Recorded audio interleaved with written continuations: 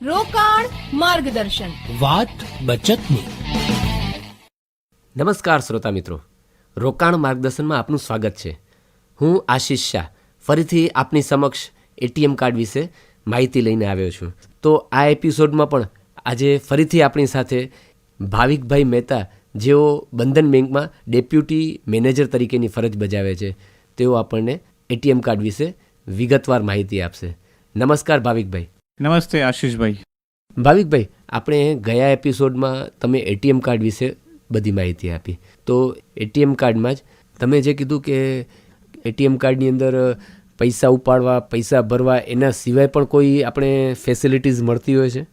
જી આશીષભાઈ, ATM કમ debit કાર્ડના પ્રકાર પ્રમાણે એમાં બીજા પણ આપણને લાભ મળતા હોય છે. જેમ કે પર્સનલ એક્સિડન્ટ ઇન્સ્યોરન્સ કવર મળતું હોય છે, એર એક્સિડન્ટ ઇન્સ્યોરન્સ કવર મળતું હોય છે.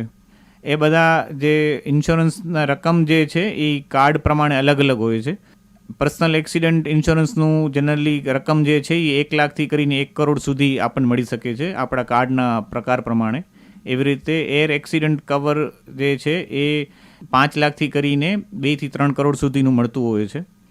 ને એર એક્સિડન્ટ ઇન્સ્યોરન્સમાં એ રીતે આપણે એનો લાભ લઈ શકીએ કે આપણે ફ્લાઇટ દ્વારા ટ્રાવેલ કરતા હોઈએ છીએ અને એ ફ્લાઇટ ટિકિટ જે છે એ આપણા ડેબિટ કાર્ડથી બુક થયેલી હોવી જોઈએ. એટલે કે એનું પેમેન્ટ જે છે એ આપણા ડેબિટ કાર્ડથી થયેલું હોય અને આપણે બાય ફ્લાઇટ ટ્રાવેલ કરતા હોઈને એર એક્સિડન્ટ થઈ જાય તો આપણા નોમિનીને જે રકમ નક્કી કરેલી હોય એર એક્સિડન્ટ ઇન્સ્યોરન્સ કવર પ્રમાણેની એ મળવાપાત્ર હોય છે.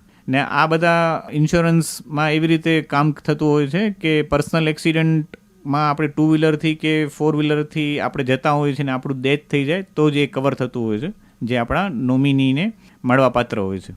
એમાં એવું પણ હોય છે ને કે કાર્ડ આપણું છે એ લાઈવ હોવું જોઈએ.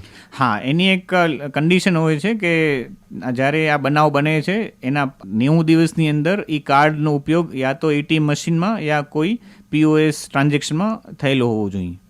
બરોબર. ને ક્યાંય આપણે એરપોર્ટ ઉપર જતા હોઈએ છીએ ને ત્યાં કને પણ કોઈ ફેસિલિટીઝ મળતી હોય છે? જી, એને એરપોર્ટ લોન્જ એક્સેસ કહેવાય. એ જનરલી ડેબિટ કાર્ડના પ્રકાર ઉપર હોય છે કે તમારા ડેબિટ કાર્ડમાં એરપોર્ટ લોન્જ એક્સેસ અને રેલવે લોન્જ એક્સેસ એ બંને જો અવેલેબલ હોય તો તમે એરપોર્ટ ઉપર પણ એને યુઝ કરી શકો છો અને રેલવે સ્ટેશનમાં એની ફેસિલિટી અવેલેબલ હોય તો રેલવેમાં પણ લોન્જ એક્સેસ હોય છે, ત્યાં પણ તમે એને યુઝ કરી શકો છો. એનો ફાયદો એ થાય કે કોઈ પણ અત્યારે એરપોર્ટ ઉપર તમે જાઓ તો ત્યાં લોન્જની એક ફેસિલિટી હોય છે. ત્યાં તમને એ ડેબિટ કાર્ડથી માત્ર 2 રૂપિયાના ખર્ચે તમે અનલિમિટેડ ફૂડ લઈ શકો છો અને તમે ત્યાં રેસ્ટ કરી શકો છો અનલિમિટેડ ટાઈમ સુધી. કારણ કે કોઈ પણ આપણે ત્યારે બાય ફ્લાઇટ ટ્રાવેલ કરતા હોઈએ છીએ 2 કલાક પહેલાં એરપોર્ટ ઉપર પહોંચવું જરૂરી હોતું હોય છે. તો તમે આ રીતે 2 રૂપિયાના ખર્ચે માત્ર એરપોર્ટ ઉપર આ બધી ફૂડની ફેસિલિટી અને રેસ્ટની ફેસિલિટી લઈ શકો છો. એ જ રીતે રેલવે સ્ટેશન ઉપર અગર પણ તમે જાઓ છો અને ટ્રેન તમે જલ્દી પહોંચી ગયા છો અને ટ્રેનને આવવાને દેર છે અથવા ટ્રેન કોઈ કારણસર મોડી છે તો તમે બપોરના ટાઈમે ગયા હો તો તમને લંચ ફ્રી મળે છે અને ત્યાં રેસ્ટ કરી શકો છો. એર કન્ડિશન રૂમ હોય છે. સાંજના ટાઈમે તમે ગયા હો તો ચા અને નાસ્તો મળે છે અને રાતના ટાઈમે ગયા હો તો ડિનર પણ મળતું હોય છે. ઘણીવાર આપણે મૂવીની ટિકિટ પણ આપણે એનાથી લેતા હોઈએ છીએ, તો એનાથી શું બેનિફિટ મળતું હોય છે? જી, આ જનરલી ડેબિટ કાર્ડમાં મૂવી ટિકિટનું જે ફેસિલિટી છે એ મોસ્ટલી બધી બેંક્સનું જે છે એ બુક માય શો કરીને એક પ્લેટફોર્મ છે જેના થ્રુ મૂવી ટિકિટ બુક થતી હોય છે. તો બુક માય શોની એપ્લિકેશન તમે તમારા ફોનમાં ડાઉનલોડ કરીને એ ડેબિટ કાર્ડથી પેમેન્ટ કરો છો મૂવી ટિકિટ પરચેસ કરવા માટે, તો એમાં દરેક bank generally buy 1 get 1 movie ticket free આપે છે મહિનામાં 1 કે 2 વખત.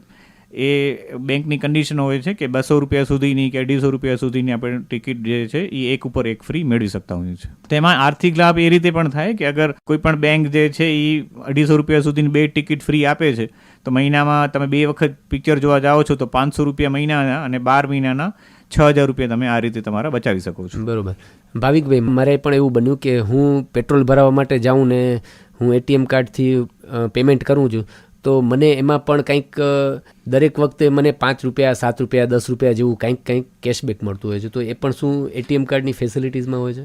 જી, એ રિવોર્ડ પોઈન્ટ્સ કહેવાય કે તમે જેટલું વધારે ડેબિટ કાર્ડ યુઝ કરો છો તો બેંક એને પ્રોત્સાહિત કરે છે અને તમને અમુક જે છે એ કેશબેકના ફોર્મમાં આપતું હોય છે અથવા તમે રિવોર્ડ પોઈન્ટ્સ તમારે જમા થતા હોય તો તમે એને રિવોર્ડ પોઈન્ટ્સને રિડીમ કરીને કોઈ પણ તમારા ચોઇસની વસ્તુ મંગાવી શકો છો.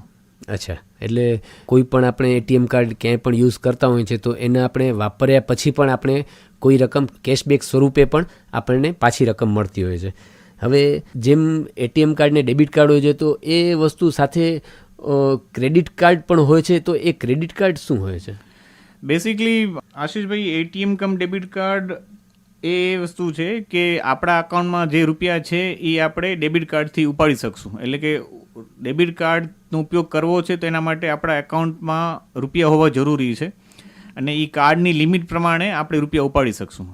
આપણા એકાઉન્ટમાં 1 લાખ રૂપિયા છે પણ આપણા ડેબિટ કાર્ડની લિમિટ 25,000 રૂપિયા છે, તો આપણે એક દિવસમાં એ ડેબિટ કાર્ડથી 25,000 રૂપિયા જ ઉપાડી શકશું. જ્યારે ક્રેડિટ કાર્ડમાં બેંક આપણને આપણા સિબિલ સ્કોર અને ઇન્કમ એલિજિબિલિટી પ્રમાણે આપણને એક લિમિટ આપતી હોય છે કે જેમાં આપણા એકાઉન્ટમાં રૂપિયા નથી પણ હોતા છતાં આપણે એની લિમિટ પ્રમાણે રૂપિયા ઉપાડી શકીએ છીએ અથવા એનો ઉપયોગ કરી શકીએ છીએ. અચ્છા, એટલે એટીએમ કાર્ડ ને ડેબિટ કાર્ડ વચ્ચે આ ફેર કે એટીએમ કાર્ડમાં જે ખાતામાં પૈસા છે એમાંથી જ પૈસા આપણે વાપરવાના આવે છે ને ક્રેડિટ કાર્ડમાં આપણી પાસે બેંક એકાઉન્ટમાં પૈસા નથી છતાં પણ આપણે વાપરવો છે ત્યારે આપણે ક્રેડિટ કાર્ડ આપણે વાપરવાનું હોય છે. જી આશીષભાઈ, બરોબર. અને આપણે ઘણીવાર કાર્ડ ખોવાઈ જતું હોય છે ને એનાથી બીજા કોઈ ટ્રાન્ઝેક્શન થઈ જતા હોય છે, તો એમાં પણ કોઈ બેંકવાળા કોઈ એમાં ફેસિલિટીઝ આપતા હોય છે કે ક્રેડિટ કાર્ડ કે ડેબિટ કાર્ડવાળા કંઈ ફેસિલિટીઝ આપતા હોય છે?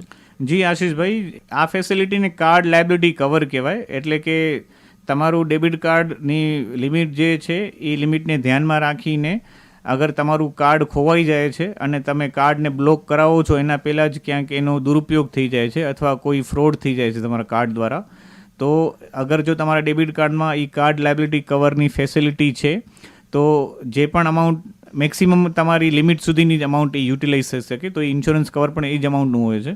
તો જેટલી પણ અમાઉન્ટ યુટિલાઇઝ થાય છે એટલે કે એ જે અજાણ વ્યક્તિ યુઝ કરી લે છે તો એટલી અમાઉન્ટનું ઇન્સ્યોરન્સ કવર તમને બેંક પરત આપતી હોય છે અથવા એ અમાઉન્ટ જે છે એ બેંક તરફથી મળવાપાત્ર હોય છે.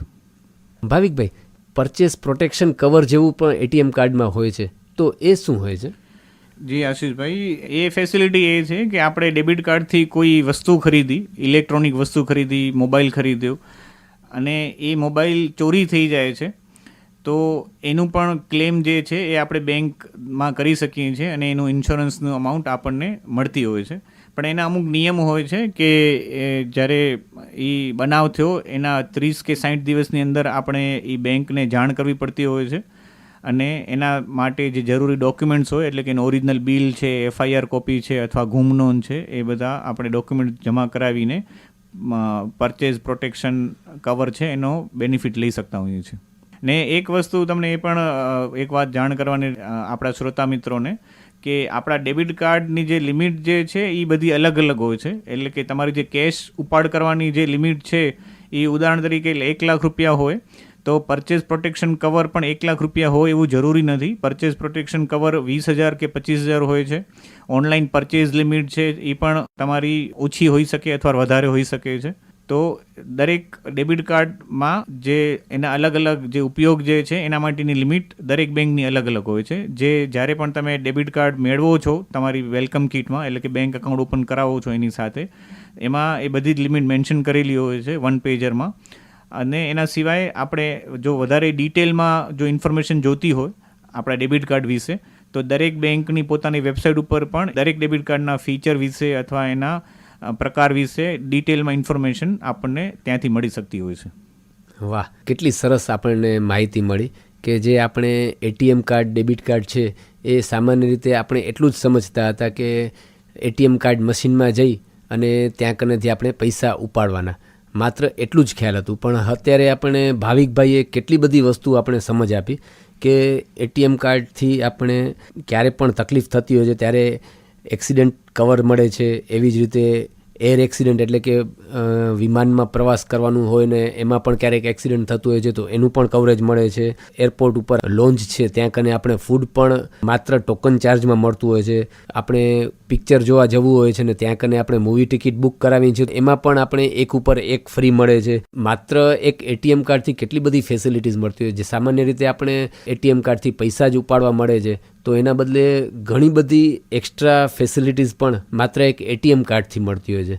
હવે ભાવિકભાઈ, એક અમારા શ્રોતા મિત્રોને એ પણ જણાવો ને કે એટીએમ કાર્ડ વાપરતા શું ધ્યાન રાખવી જોઈએ. જી આશીષભાઈ, શ્રોતા મિત્રો, આપને ખાસ એ જણાવવાનું કે તમારા એટીએમ કમ ડેબિટ કાર્ડની કોઈ પણ પ્રકારની ડિટેલ જે છે અથવા કોઈ પણ પ્રકારની વિગત છે એ કોઈ પણ અજાણ્યા વ્યક્તિને આપવી નહીં.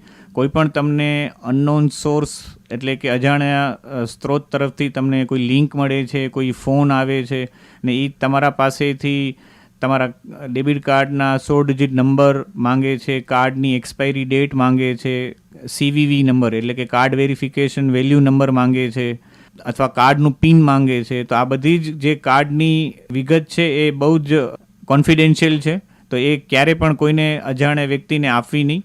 અને કાર્ડનું પિન અને કાર્ડનો ફોટો પણ કોઈ અજાણ્યા વ્યક્તિને social media through, WhatsApp through કે કોઈ પણ બીજી એપ્લિકેશન થ્રુ શેર ન કરો. તમે કોઈ જાણતા વ્યક્તિને પણ તમારો કાર્ડનો ફોટો મોકલાવો છો તો એને પણ રિક્વેસ્ટ કરવાની કે ભાઈ કામ થઈ જાય તો તમે એના ફોનમાંથી પણ એ કાર્ડનો ફોટો જે છે એ ડિલીટ કરી નાખે, જેથી મિસયુઝ થવાના કોઈ સંભાવના રહે નહીં. અને બીજું આશીષભાઈ, એ ખાસ શ્રોતા મિત્રો આપને વિનંતી બધાને કે તમારું કાર્ડ ક્યારે પણ ખોવાઈ જાય છે તો દરેક બેંકમાં હવે toll free customer care number હોય છે, અથવા તમે કોઈ પણ ટ્રાન્ઝેક્શન કરો છો, કોઈ પણ લેતી દીતીનું તમે વ્યવહાર કરો છો તો તમને તરત મેસેજ આવે છે કે જો આ ટ્રાન્ઝેક્શન તમે આ લેતી દીતી તમે પોતે ન કરી હોય ડેબિટ કાર્ડથી અથવા એટીએમ કાર્ડથી, તો આ નંબર ઉપર તમે આ મેસેજ લખીને મોકલાવો. તો કાર્ડ તમારું મિસપ્લેસ થઈ જાય તો તરત જ એને કસ્ટમર કેરમાં ફોન કરીને બ્લોક કરાવી શકો છો, અથવા તમે મોબાઈલ એપ્લિકેશન યુઝ કરો છો અથવા નેટ બેન્કિંગ યુઝ કરો છો તો આ બધી ચેનલ થ્રુ તમે તમારું ડેબિટ કાર્ડ જે છે એ ઓન ધ સ્પોટ બ્લોક કરાવી શકો છો. ભાવિકભાઈ, એક બીજી વસ્તુ કે આપણે ઘણીવાર એટીએમ મશીનમાં જઈ અને આપણે પૈસા કાઢતા હોઈએ છીએ, તો ક્યારેક એવું પણ બને કે એટીએમ કાર્ડના મશીનમાંથી આપણે પૈસા કાઢવાની બધી રિક્વેસ્ટ નાખી હોય પણ ક્યારેક પૈસા આવતા જ નથી હોતા અને આપણા બેંક એકાઉન્ટમાંથી ડેબિટ થઈ જાય છે. અને ક્યારેક એવું પણ બને કે આપણે 10,000 રૂપિયાની રિક્વેસ્ટ નાખેલી હોય અને આવે એના કરતાં કંઈક ઓછા રૂપિયા, તો એવા સંજોગોમાં અમારા શ્રોતા મિત્રને શું કરવાનું આવે? જનરલી આપણે ટ્રાન્ઝેક્શન કર્યું અને રૂપિયા ન નીકળ્યા તો જે બેંકના એટીએમમાં તમે ટ્રાન્ઝેક્શન કરેલું છે એ બેંકને તમારે એક એપ્લિકેશન આપવાની હોય છે કે ભાઈ મેં આ સમયે આ એટીએમમાંથી આટલા રૂપિયા ઉપાડ કર્યા હતા પણ રૂપિયા બારે એટીએમ મશીનમાંથી નીકળ્યા નહીં અને મારા એકાઉન્ટમાંથી કપાઈ ગયા છે. તો એ તમે જેવી એક અરજી આપો છો એનો મેક્સિમમ 7 દિવસનો ટાઈમ હોય છે, તો એ 7 દિવસની અંદર રૂપિયા તમારા ખાતામાં ફરી પાછા જમા થઈ જતા હોય છે. સરસ. સાંભળ્યું ને શ્રોતા મિત્રો, એટીએમ કાર્ડના કેટલા બધા ફાયદા છે. તમે તમારા ખીચામાંથી એટીએમ કાર્ડ કાઢો અને જુઓ કે આપણી એની અંદર કઈ કઈ ફેસિલિટી મળે છે. જો આપણને ખ્યાલ નથી આવતો તો બેંકમાં જ પણ જઈને પૂછી લ્યો કે આ મારા એટીએમ કમ ડેબિટ કાર્ડની અંદર કઈ કઈ ફેસિલિટી મળે છે. તો એનાથી આપણે એ ભવિષ્યમાં ક્યારે પણ જરૂર પડે છે તો આપણે એ ફેસિલિટીનો ઉપયોગ કરી શકીએ છીએ. ભાવિકભાઈએ તો આજે આપણની આંખ ખોલી દીધી કે આ એટીએમ કાર્ડ માત્ર મશીનમાંથી પૈસા ઉપાડવા માટે જ નથી પણ એના ઘણા બધા બીજા પણ ફાયદા છે. શ્રોતા મિત્રો, અમે રોકાણ માર્ગદર્શનના એપિસોડની અંદર છેલ્લા 3 એપિસોડથી અમે એટીએમ કમ ડેબિટ કાર્ડ વિશે માહિતી આપી રહ્યા છીએ. અગાઉના એપિસોડ તમે અથવા તમારા મિત્રોને પણ સાંભળવા હોય તો અમારી આકાશવાણી ભુજની યુટ્યુબ ચેનલ પર પણ આપ જૂના એપિસોડ સાંભળી શકશો.